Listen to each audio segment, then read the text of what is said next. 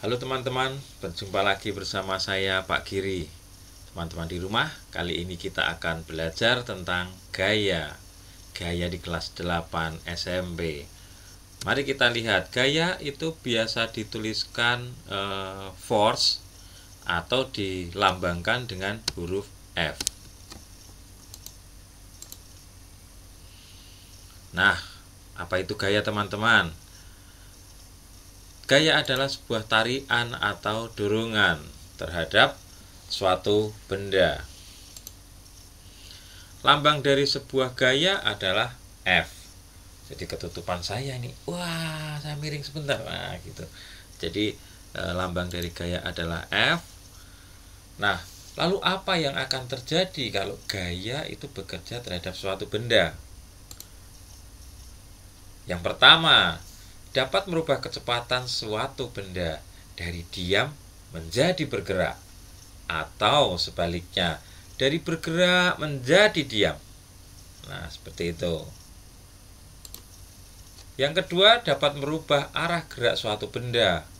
Ingat teman-teman, ketika kita main sepak bola atau main basket, kita bisa oper ke sana, oper ke sini, oper ke sana, naik ke atas dan sebagainya.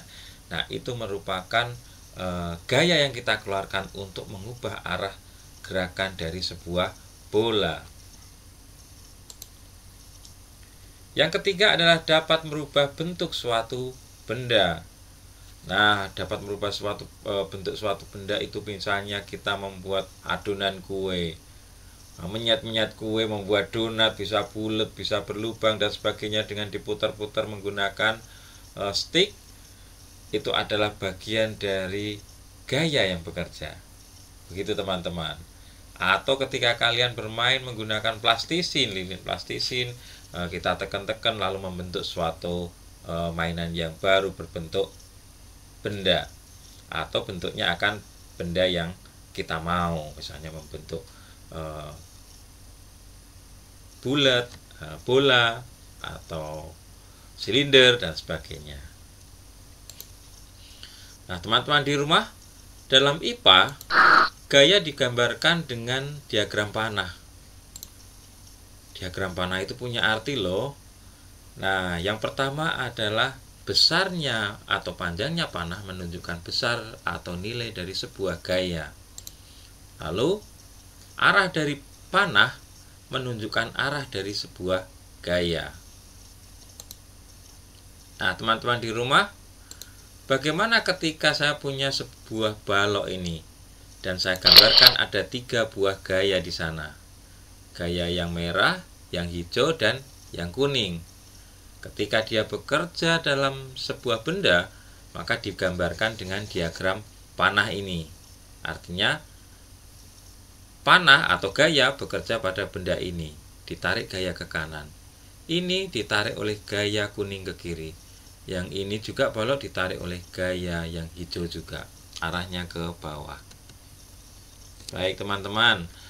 Lalu apa itu satuan dari gaya ya dalam SI yang biasa kita pergunakan?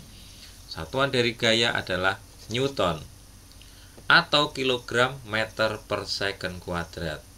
Ya, atau kilogram meter per second kuadrat, atau disebutnya Newton atau disingkatnya huruf N besar. Nah, teman-teman di rumah, apa alat ukur gaya ya kira-kira ya? Mungkin kalian berpikir seperti itu karena dia punya nilai, maka kita berpikir apa alat ukur gaya? Alat ukur gaya adalah dinamometer atau neraca pegas. Penasaran dengan bentuknya? Nah, seperti ini. Alat neraca pegas. Atau seperti ini. Ya, jadi namanya pegas, jadi ada pernya di dalam. Atau seperti ini. Atau ada yang seperti ini. Begitu ya teman-teman di rumah. Nah, lalu apa ya syarat sebuah gaya dikatakan sama? Nah, perhatikan di sini saya punya 5 buah gaya. Ada biru di sini, ada hijau, ada merah, ada biru di sini, dan ada hijau di sini. Apa syaratnya gaya dikatakan sama? Gaya dikatakan sama kalau besar dan arahnya sama. Nah, perhatikan nih teman-teman, kira-kira mana yang sama ya? Benar jawaban kalian. Jawaban ini adalah yang sama adalah ini biru dan merah. Nah, teman-teman di rumah, demikian kita sudah belajar tentang gaya. Saya punya satu pertanyaan untuk kalian, silakan nanti dijawab di kolom komentar saya ini. Pertanyaannya seperti ini. Saya punya 4 buah gaya ABC. Lalu saya tambahkan menjadi 8 gaya EFGH. Pertanyaannya, nah, lalu ada gaya 1. Saya punya gaya Z yang di sini.